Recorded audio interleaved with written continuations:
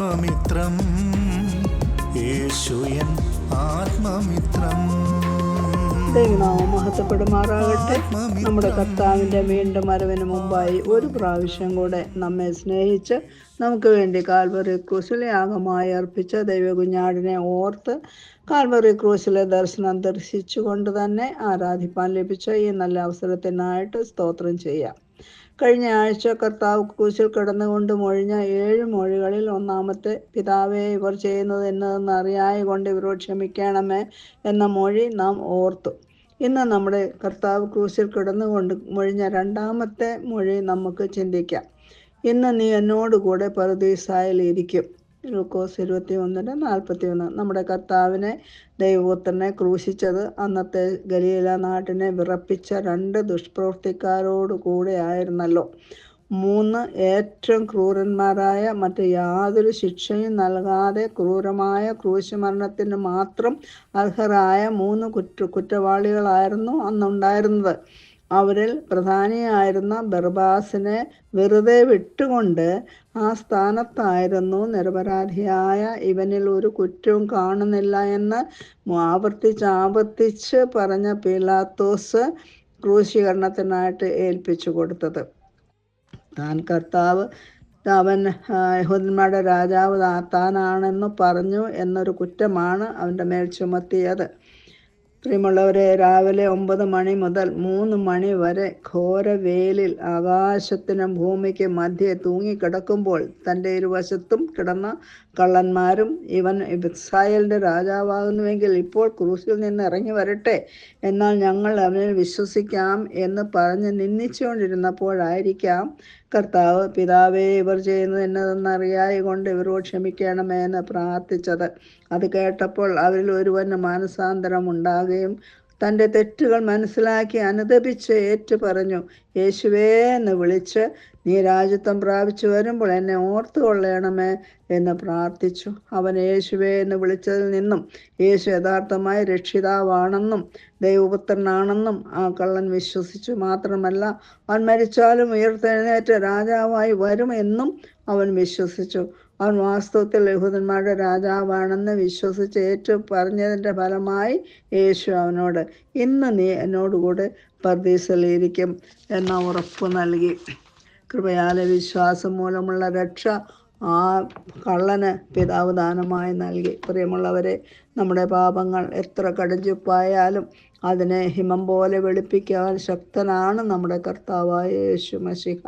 പാപികളെ രക്ഷിപ്പാനായി സ്വർഗം വിട്ട് ഭൂമിയിലേക്ക് ഇറങ്ങി വന്ന ദൈവപുത്രനിൽ വിശ്വസിക്കുന്ന ഏവർക്കും നിത്യജീവൻ നൽകി നിത്യന്യായവിധിയിൽ നിന്നും നിത്യസൗഭാഗ്യത്തിലേക്ക് പ്രവേശിപ്പിക്കുവാൻ ശക്തനായ കർത്താവ് ആ ക്രൂസിലെ കള്ളന് നിത്യജീവൻ നൽകി അനുഗ്രഹിച്ചു. ഏകന്റെ പാപത്തിൻ്റെ ഫലമായി പർദീസ നഷ്ടപ്പെട്ട് പർദീസായുടെ കവാടം അടയ്ക്കപ്പെട്ടിരുന്നു. എന്നാൽ കർത്താവിൻ്റെ ക്രൂശ് മരണത്തോടെ പർദീസായുടെ കവാടം എന്നേക്കുമായി തുറക്കപ്പെട്ടു. തന്നെ വിശ്വസിക്കുന്ന ഏവർക്കും മാത്രം പ്രവേശനം നൽകപ്പെട്ട പർദീസയിലേക്ക് ദൈവത്തിന് ഒരുമിച്ച് പ്രവേശിക്കുവാനുള്ള ഭാഗ്യം ആ ദുഷ്പ്രവൃത്തിക്കാരന് ലഭിച്ചു.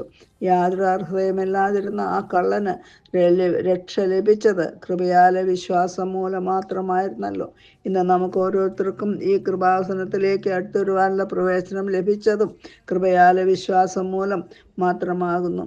ക്രൂസിലെ കള്ളനേക്കാൾ നാം ആരും തന്നെ വ്യത്യസ്തരല്ല. യാതൊരു അർഹതയുമില്ലാതെ പാപച്ചങ്ങലയാൽ ബന്ധിക്കപ്പെട്ട് നിത്യനരകാഗ്നിക്ക് അർഹരായി കിടന്ന നമുക്ക് കൃപയാലെ വിശ്വാസം മൂലം വീണ്ടെടുപ്പ് സാധ്യമാക്കി തന്ന ദൈവകൃപയുടെ മുൻപാകെ സാഷ്ടാംഗം വീണ് നാം ഒരുക്കി കൊണ്ടുവന്നിരിക്കുന്ന സ്തുതി സ്തോത്രയാഗങ്ങൾ അർപ്പിക്കുവാൻ കർത്താവ് നമ്മെ സഹായിക്കട്ടെ. ക്രൂസിൽ കിടന്ന 2 കള്ളന്മാരും യേശുവിനോട് തൊട്ടടുത്ത് കിടന്നവരും യേശുവിനെ കണ്ടവരും കേട്ടവരുമായിരുന്നു. പക്ഷെ ഒരുത്തൻ മാത്രം വിശ്വസിച്ചു രക്ഷ പ്രാപിച്ചു. മറ്റേ കള്ളൻ അല്പനേരത്തിനുള്ളിൽ നിത്യനരക ന്യായവിധിയിലേക്ക് പോവുകയും ചെയ്തു. പ്രിയമുള്ളവരെ, ക്രിസ്തു യേശു പാപികളെ രക്ഷിപ്പാൻ ഈ ലോകത്തിലേക്ക് വന്നു എന്ന് വിശ്വാസിയും എല്ലാവരും അംഗീകരിപ്പാൻ യോഗ്യവുമായ വചനം തന്നെ ആ പാപിയിൽ ഞാൻ ഒന്നാമൻ എന്ന് പൗലോസ് അപ്പോസ്തലൻ്റെ മനോഭാവം ഉണ്ടായാൽ മാത്രമേ ശരിയായ മാനസാന്തരം ഉണ്ടാകുകയുള്ളൂ. ശരിയായ മാനസാന്തരം ഉണ്ടാകുമ്പോൾ നാം പാപവഴികൾ വെടിഞ്ഞ് ദൈവത്തിങ്കിലേക്ക് തിരിയുന്നു. അതുമാത്രം പോരാ, ദിനംതോറും ഒരു ശുദ്ധീകരണം നമുക്ക് ആവശ്യമാകുന്നു. കാരണം നാം ജഡശരീരത്തിൽ ഇരിക്കുന്നിടത്തോളം പാപം ചെയ്യാനുള്ള പ്രവണതയുണ്ട്. അതുകൊണ്ട് പാപം ചെയ്യാനുള്ള സ്വാതന്ത്ര്യം നമുക്ക് നൽകിയിട്ടില്ല. പാപത്തിൽ ജീവിക്കാനും അനുവാദമില്ല. അതേസമയം പാപം ഏറ്റു പറഞ്ഞ് ദിനംതോറും ശുദ്ധീകരണം പ്രാപിക്കുക എന്നത് ദൈവകൽപ്പനയാകുന്നു. പാപങ്ങൾ ഏറ്റു പറയാതെ നാം പ്രാർത്ഥിച്ചാലോ ആരാധിച്ചാലോ അതിൽ ദൈവം പ്രസാദിക്കുകയില്ല. കഠിന ശിക്ഷാവിധി നമുക്ക് ലഭിക്കേണ്ടി വരും എന്നും കൂടെ നാം ഓർക്കേണ്ടതാകുന്നു. നമ്മുടെ പാപങ്ങളെ ഏറ്റു പറഞ്ഞ് ശുദ്ധീകരണം പ്രാപിച്ചവരായി നമ്മെ വീണ്ടെടുത്ത പിതാവിനെ പുത്രനിലൂടെ ആരാധിപ്പാൻ പരിശുദ്ധാത്മാവ് നമ്മെ സഹായിക്കട്ടെ.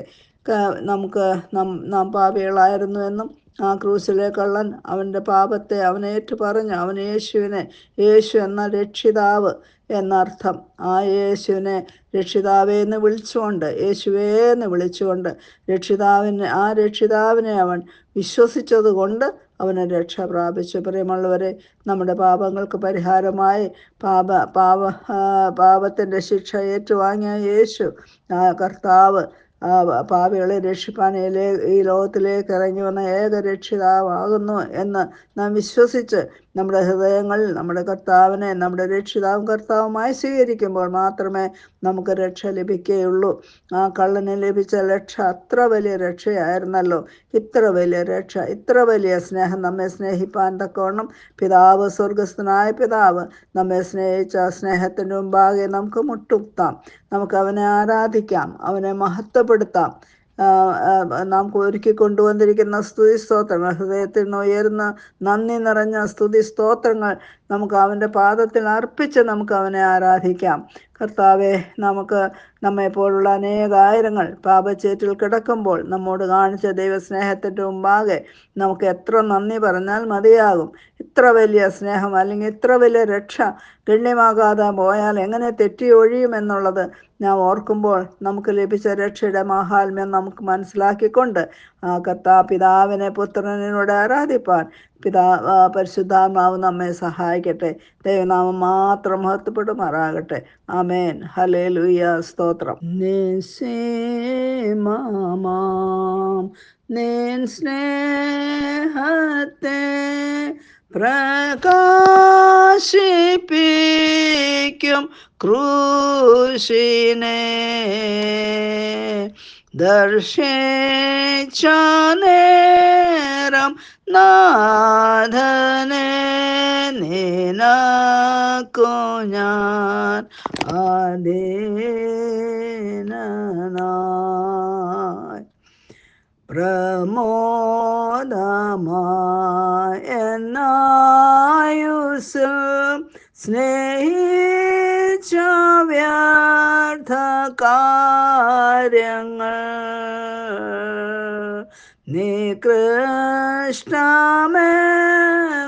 നികൃഷ്ടമെന്നറിഞ്ഞ വെടിഞ്ഞിടുന്ന ശേഷവും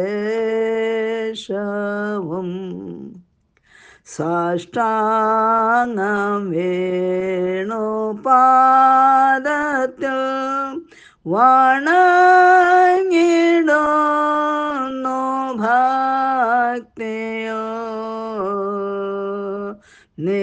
നിനക്കും നിൻ പിതാവിനും മഹത്വം ദേവാത്മാവിനും. ആമേൻ. സ്തോത്രം, സ്തോത്രം. ഹല്ലേലൂയ. സ്തോത്രം.